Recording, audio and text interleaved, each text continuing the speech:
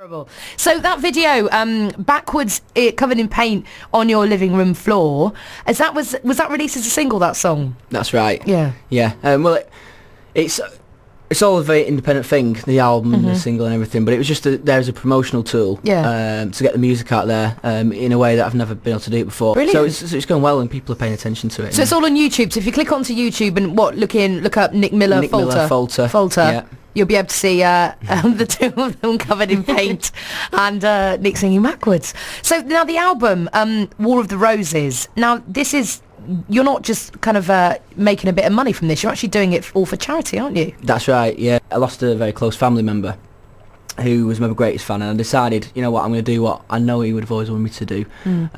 Put this together and try and make the most of what I've got.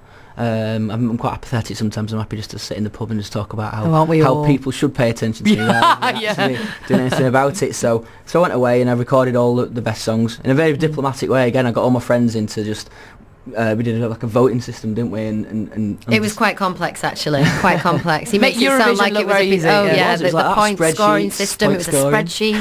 He had Excel spreadsheets. It was very organised. So that's how the tracks were chosen for the album. That's right. By friends' votes. And so the charitable bit is that all the money, all the profits go to St Francis House Children's Hospice. The album is out now. It came out about a week ago, didn't it? A week or so ago. 25th. It's called War of the Roses. So how, if people not only want to listen to some great music, but also, of course, make a contribution to St Francis House Children's Hospice, how do they get hold of the album? Email us, which is waroftheroses@live.com. Well, listen, we're going to hear another live song from you now before we find out more about what you're going to be up to, where we can see you live, etc. So what's this next song you're going to play? This song is a song I wrote when I was about 17. It's called Glow. And Heather's going to sing along with me as well on this one. Marvellous stuff. Well, let's hear it then. Nick Miller live on BBC Radio Manchester, introducing This Is Glow. Well, you said that I should go. Where shall I go now? Now there's nowhere else alive.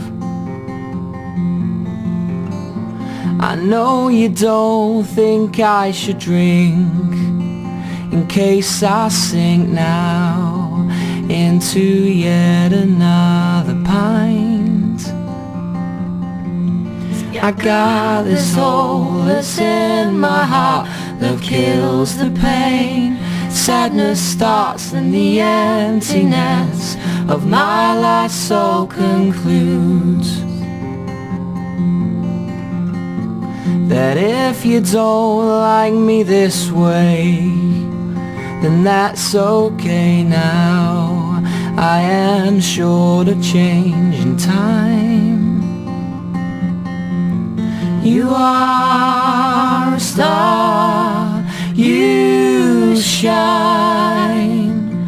Please light up my life again. And you are a star, you shine. Please restore the glow of the blue flame.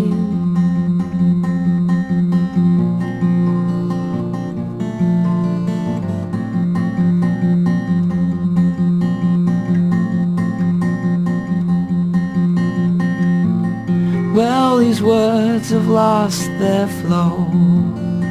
You've lost your glow. So street lights now fuel the night.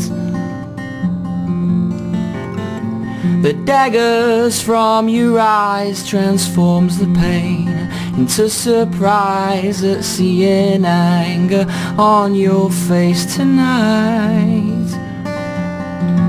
I got this hole that's in my heart. Love kills the pain. Sadness starts and the emptiness of my life so concludes. I want you back, my soul is black. These demons climb upon my back, dragging me down, deeper and down, deeper and down. And you are a star, you shine.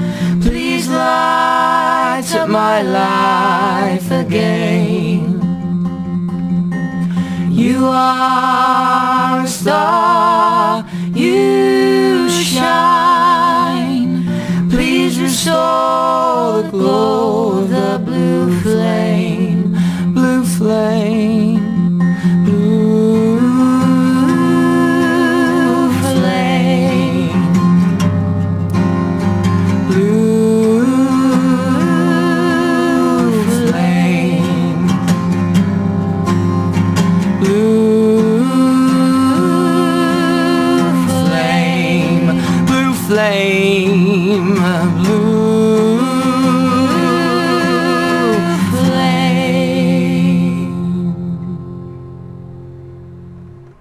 Oh, that was fantastic. It made me get slightly giddy, but in a very good way. That was Glow from Nick Miller live here on BBC Radio Manchester introducing. Now, you said, Nick, before you started singing that song, that you wrote that when you were about 17. That's right. And you were talking earlier on about the kind of the Bolton music scene, the fact you're all playing different bands together. Heather, of course, is obviously playing with you tonight in her own band, Secondhand Wings, and various other collaborations with different musical groups. But you mentioned one of the people you work with, you've known him since you were 14 and have been playing music with him since then. So, I mean, you must have picked up a guitar dead early. I think it was when I was 14. I wanted to be in a band. So I went along to a friend's rehearsal. We used to rehearse in his garage. And just trying to sing Oasis songs really badly, basically. Everyone I know's done that. Yeah, that was it. Well, was it Oasis then that made you, as a young teenager, go, "Oh, this is what I want to do"? Yeah, I think it is. Yeah, so I'm 25 now, so we're talking about 97, 98, and obviously Oasis were out there swaggering about, taking over the world. The massive influence on me has been the Smiths. I think definitely from the Morrissey School of Songwriting. But I suppose you're a bit young for when they were around the first time around. That's right. I'm substantially older. Not that it shows, than you. And I remember being at school and being sort of 13, 14 when they were kind of in their heyday. Yeah. And to be honest, I was well into, load of old rubbish, to be quite honest. And I remember a few friends being really into the Smiths and me thinking, man alive. But it was only when I kind of listened to them again a few years later that I really started to love them. I think but you must have come to them good 10 years after they were actually out there. Yeah, that's it. Yeah, they weren't afraid to be themselves. They weren't afraid to be miserable and whimsical about it, and they weren't afraid to just go out there and dance around and be flowery. I think it was when I was at uni, in my student days, living in Fallowfield, locking myself in my room, listening to the Smiths for a couple of years, I think, when after I split with a girlfriend or something. I'd say that's my key influence on me, really.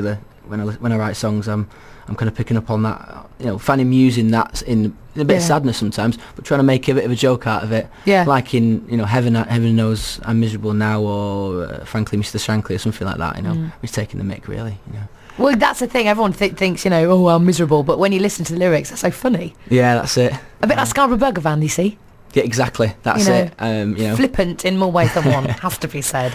So the Smiths... bad pun. I know, sorry. I know it's late on a Sunday night. I kind of hoped as I said it you weren't going to notice it, but let's move on. Dear me.